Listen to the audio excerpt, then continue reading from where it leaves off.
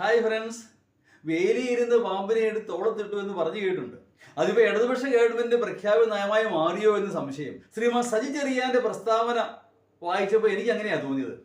അദ്ദേഹം പറഞ്ഞ വാക്കുകളാണ് അതിലേറെ ശ്രദ്ധേയം. പ്രധാനമന്ത്രിയെ കാണാൻ പോയ ബിഷപ്പുമാരെ അദ്ദേഹം അതിനിശിതമായി വിമർശിക്കുന്നു. ആ വൈൻ കുടിക്കാൻ പോയതാണെന്നോ കേക്ക് തിന്നാൻ പോയതാണെന്നോ ആ വൈനും കേക്കൊക്കെ കുടിച്ചപ്പോൾ മണിപ്പൂരിനെ പറ്റി മറന്നുപോയെന്നോ അത്രയും ബാലിശമായ ഒരു മന്ത്രി പറയാൻ പാടുണ്ടോ? കാരണം മന്ത്രി എന്ന് പറയുന്നത് ഭരണഘടനാ പദവി വഹിക്കുന്ന ഒരാളാണ്.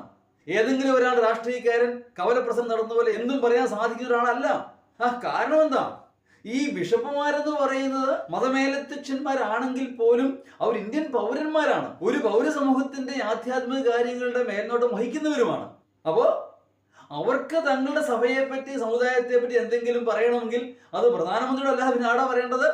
അങ്ങനെ പറയാൻ അവസരം കിട്ടിയാൽ അത് പാഴെ കളയണോ? പ്രധാനമന്ത്രിയുടെ വ്യക്തിപരമായോ രാഷ്ട്രീയമായോ എന്തെല്ലാം വ്യത്യാസം ഉണ്ടെങ്കിൽ പോലും അദ്ദേഹം ഇന്ത്യയുടെ പ്രധാനമന്ത്രിയാണ്. ആ പ്രധാനമന്ത്രിയുമായി ചർച്ച ചെയ്യേണ്ട പല കാര്യങ്ങളും ഉണ്ടാവും മതമേലധ്യക്ഷന്മാർക്ക്. അതിനായിട്ടാണ് അവരെ വിളിക്കുന്നത്. ചർച്ചയ്ക്ക് ഫലമുണ്ടായോ, അദ്ദേഹം വല്ല നടപടിയെടുക്കുമോ കാര്യങ്ങൾ അത് വേറെ വകുപ്പ്. എങ്കിൽ പോലും അദ്ദേഹം ക്ഷണിച്ചിട്ടാണ് പോകുന്നത്, ചുമ്മാ കയറി ചെല്ലുന്നതല്ല. ആ ക്ഷണം സ്വീകരിച്ച് അവിടെ ചെല്ലുകയും അദ്ദേഹത്തോട് ആശങ്കകളും ആകുലകളും അറിയിക്കുക എന്നുള്ളത് ആ മതമേലധ്യക്ഷന്റെ ഉത്തരവാദിത്വം കൂടിയാണ്. അത് BJP-കാരനാണോ കമ്മ്യൂണിസ്റ്റുകാരനാണോ കോൺഗ്രസ്സുകാരനാണോ എന്ന് നോക്കിയിട്ടല്ല. അദ്ദേഹം ഇന്ത്യയുടെ പ്രധാനമന്ത്രിയാണ്.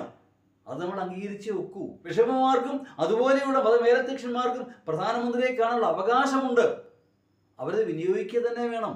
രാഷ്ട്രീയമായി എതിർക്കാം, പക്ഷേ വ്യക്തിപരമായി അവരെ അധിക്ഷേപിക്കുക എന്ന് പറയുന്നത് ഒരു മന്ത്രിക്ക് ഒരിക്കലും യോജിച്ചതല്ല. അദ്ദേഹം തീർച്ചയായും തൻ്റെ വാക്കുകളിൽ അമിതത്വം പാലിക്കേണ്ടിയിരുന്നു. ജാഗ്രത കുറവാണോ മനഃപൂർവ്വം പറഞ്ഞതാണോ എന്ന് സംശയിക്കേണ്ടിയിരിക്കുന്നു.